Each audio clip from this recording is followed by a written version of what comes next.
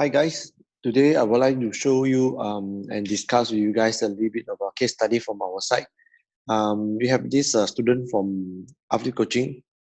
So her name is Kay. So we have a issue case study for specifically for her squad. So today we found out this core bracing for the squad is a very interesting topic, and it's kind of a big chunk of things that we need to discuss over here and share with you guys, and hopefully it's a benefit to your squad in the near future. So let's proceed.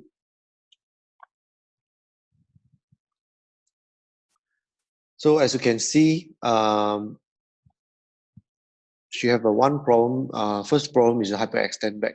So I will show you a video in a bit, but you can observe when you observe the video, right? You will see there is a hyperextend back and rib cage showing up, especially right after she bracing. And when she squat down, you'll see a hyperextend back as well. So have a look on this video.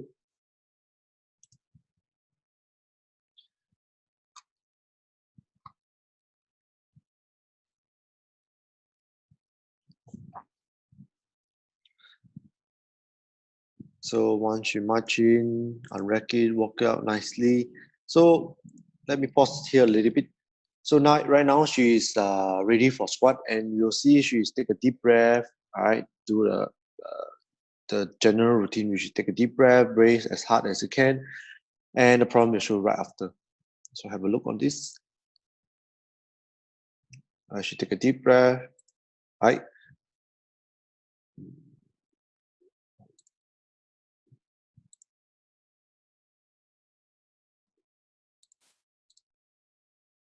Right. Once again, just take a deep breath. Yep. See this part? I see this part, right? So she basically hyperextend the back and let the rib cage pop up. So imagine that and visualize this picture over here. So imagine when you are squatting, right? So you are kind of like hyperextend your back. Hyperextend means you arch your back and open up your rib cage.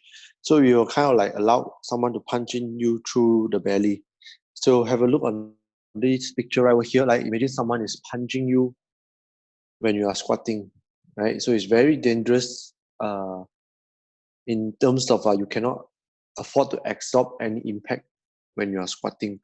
So what we want is try to stay the core, keep the core as tight as you can.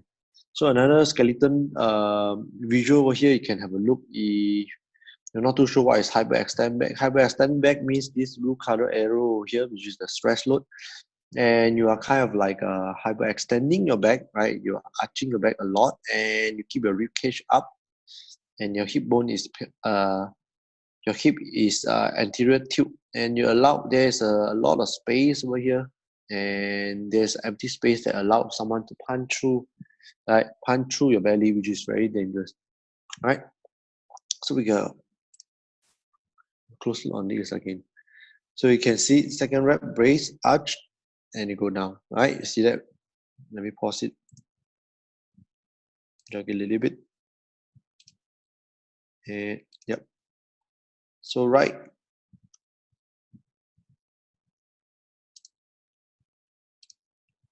after she brace, you will see there's hyperextend back right over here, hyperextend back, right? And ribcage is facing up. So it give you like this skeleton here. Okay, this is her first problem. So with the pro bracing, will cause a lot of impact to the spine, which is what we don't want, the blue color arrow here, right? So as for the second problem, she have is she is losing the core tension after she reached the parallel, right? So I choose this video because there's no belt there. You can have a look on the how does the lower back move, right? Because sometimes we had a belt over there, so it kind of like support and block the image. So I would like you to have a look on this one. How she losing her core tension after she reached the parallel. Right, sometimes this is the video that she's doing a tempo squat. Sometimes you'll feel like everything is stay tight, you're able to squat down. But the problem is when by the time you squat down, at the bottom you lose the core tension, and you tend to hyperextend the back again when you're coming up. So which means like you lose the muscle reflex, and due to your muscle reflex is not there, you are not able to load the hamstring and the quads and work properly and use it properly when you're coming up. Then the entire weight and the stress load you shift to the posterior muscle, and and all the posterior muscle which is like your lower back, your hips, your glutes, everything behind it start to take over the work. So as you can see, sometimes you are like a good morning squat like that. This is because you didn't utilize or you didn't keep the tension. Think of a few factors. One is you didn't keep the tension, and when you're at the bottom, right after you pass the parallel. Right, after the parallel, you lose tension. Secondly, is you forget to load the quad and hamstring. Thirdly, is you cannot control the weight, and the weight start to shift. So you guys can have a look on this video. So she's doing a very nice tempo down. And right after it come up, you can see there is a hyperextend back. So let me pause a little bit. So this is where she passed the parallel, right? So once you pass the parallel, so when the moment you want to come up, she kind of lose the tension on the hamstring and the quad. That's why unable to push through the front part, right? She unable to push through the front part. Let me draw a little bit. So basically, if your quad is undo, so if you're able to keep uh, the weight on the midfeet, which is good, what she doing right there, which is good, You keep the whole weight right on the midfeet there. The problem when right after she reaching the bottom and the moment she want to come up, then the weight, everything will shoot back.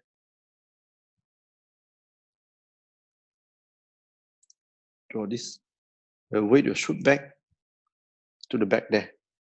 Means that your hips start to shooting up first, right?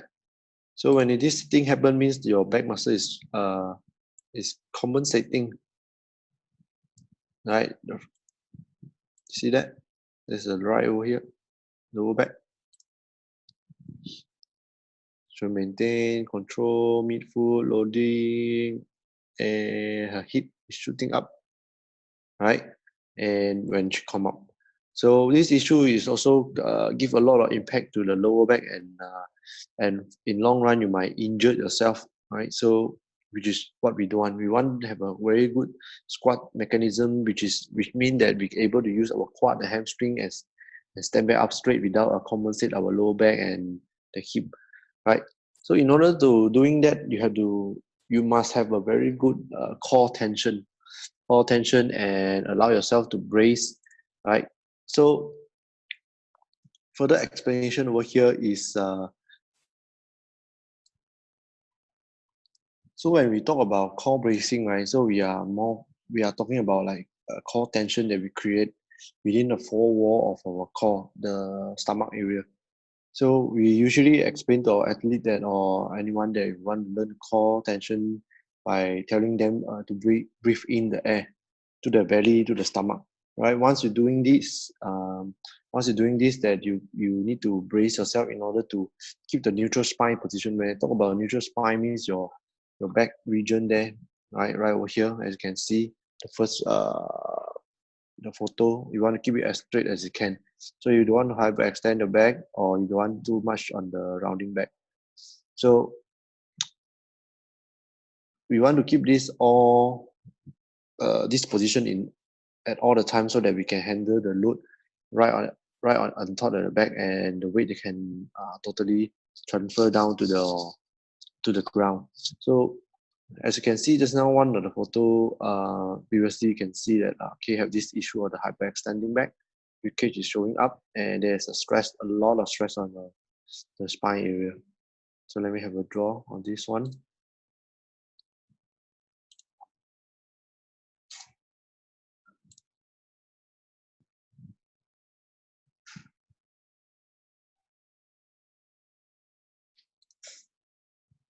So when we talk about neutral spine position, we want to keep this rib cage as close as you can, and we want everything to be in very nice and tight rectangular uh, position, so that we can hold the weights, everything in, including your hip, your diaphragm area, your hip as well. So you want to have a very nice rectangular shape.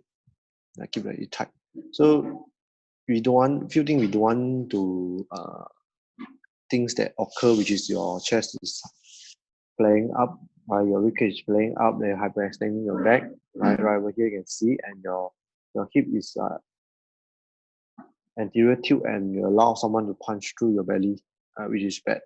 The second things that you want to focusing on is your upper back as well. You don't want to round your upper back. So if you round your upper back, weight will start to load right to your whichever point that is not allow you to transfer all the way to the ground. So this will cause your upper back spine. You have a lot of tension over there, right? So try to focusing on not to round either your lower back, right, or your upper back. This region is very important and very fragile. So you want to load everything to the core. Right over here, you can see, right? Too much rounding back or arching back, you have give a lot of impact to the spine. So one simple thing that you can always remember is to push against the imaginary belt. So imagine that you're wearing a belt right at the core there. Right? You want to push against the four walls so that it stays stable as much as you can. This basic core bracing that we're talking about. So if you maybe there is some misunderstanding every time we talk about core bracing, we talk about take a deep breath in, take a deep breath in, but you don't know where to hold the core tension, right? Maybe you hold everything the air on the chest there.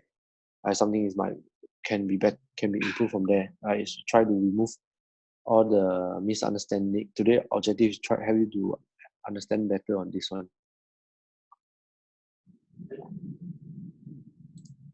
All right, let's move on. So another picture that you can have a look on when we talk about neutral spine and no rounding back or arching the back is a very good picture. You can have a look example as well. So as a photo A, as you can see, this fellow squat with a very rounded back. When you talk about this part, this region is your lower back. So she like kind of tuck in the hip and cause everything your hip is like posterior tilt and your tailbone there is tuck it in. So you feel a lot of stress on the lower back, right? So the second picture is hyperextend back. Rib cage is showing up.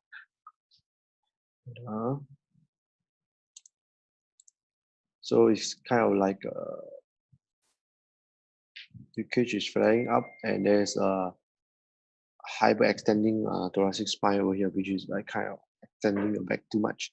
Right, this a lot of give you a lot of impact on your spine as well. So the picture number C, as you can see, you want to keep your spine as much as flat as you can, as neutral as you can. You can keep tension front and back. Core tension front and back. So everything is braced properly and you can handle the weight, whichever weight that putting on the upper back. Sorry.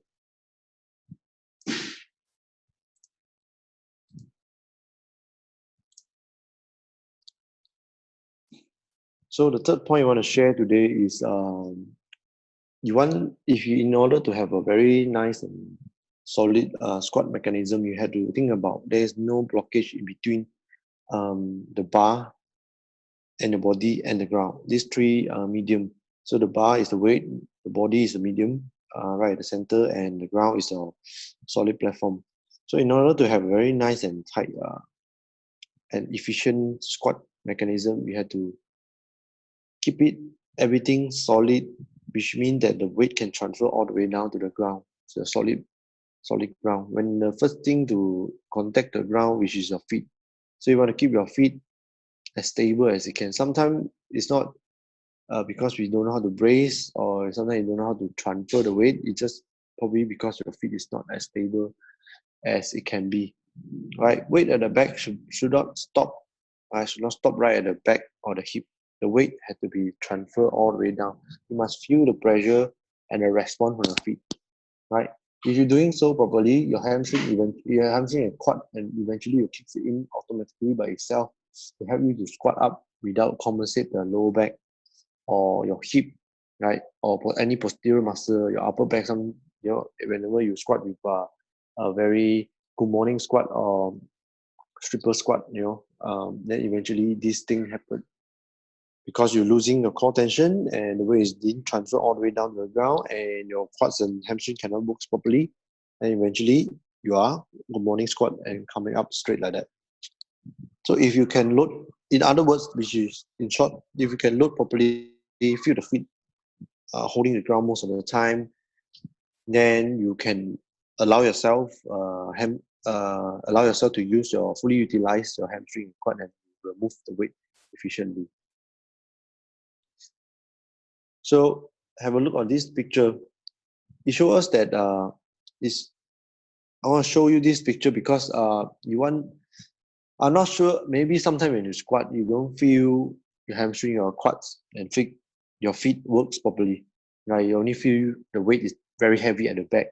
Right? When you have this issue and you have this thing that come into your mind every time you squat, you feel so heavy at the back and your lower back. Yeah, something is wrong with your bracing. You have to really take note of this and try to improve your bracing. Try to imagine brace against the floor wall and feel the weight all the way down to your feet, and you feel the ground as well. So you are the person, the medium and right in the middle, and have to be very solid and very confident in this point. So, or else you won't move the weight efficient as much as you can, because the big muscle is right. The primary movement motor for squat is still your hip, your knees, your any muscle around the hips and knees, which is your hamstring and your quads. So imagine that this tool is not loading properly by the feet down to the ground. So eventually your base support is missing. Then eventually you won't feel stable. When you don't feel stable, your knee movement arm will be more or less. So it's very hard for you to catch and utilize the big muscle properly to stand back up. So you have to really keep in mind on this issue, right? So feet, core, hamstring, quads, everything must work together, or else if you imagine that the hip is become the dominant, then you'll start to shooting up, right? So the knee movement arm is getting shorter. When knee movement arm getting shorter, you're unable to stand back up properly with the quads and hamstring. So come to this point, I hope you understand what is the issue when you're losing your core tension, right? So what we want is, or want to maintain your core tension as much as you can. So a few ways to improve your core tension is by bracing through a proper technique. So first of all, of course, you want to keep your ribcage down and you want to breathe the air to the stomach and hold it tight. This is what we know. Sometimes misunderstanding is we breathe the air into the chest instead of stomach area. So this causes the ribcage is flaring up and there's a lot of empty space right at the core and stomach area. So first thing first, you need to understand how to improve from there is to keep your ribcage down, breathe the air into the stomach and hold it tight. Secondly, you want to brace your core while you're pulling your belly button in. So it means that you want to maintain the tension there when you start pulling your belly button in. If you don't maintain the tension, eventually when you pull your belly button in, you're sucking your belly. When you're sucking your belly, you also means that there's not much space for you to feel out the air and you're losing the core tension and give a lot of stress on the lower back. So I can see this photo right over here, right, showing the athlete that you want to keep this upper point, right, the ribcage there and the low point of your hips there. You want to join it up together, means into the stomach. You want to breathe everything in the stomach, right in the middle, and not the chest. You will breathing all the way down to the chest eventually means that your chest is going to flaring out.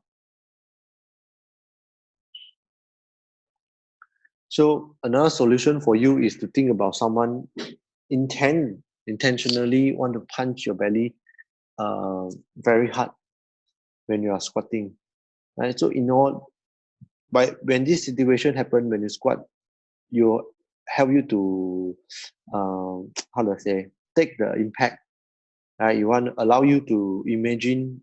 It give you the imaginary that you want to absorb the impact as much as you can when you are squatting. So it means that you have to breathe all the way down to your core, all the way down to your belly, this region, and you brace, right?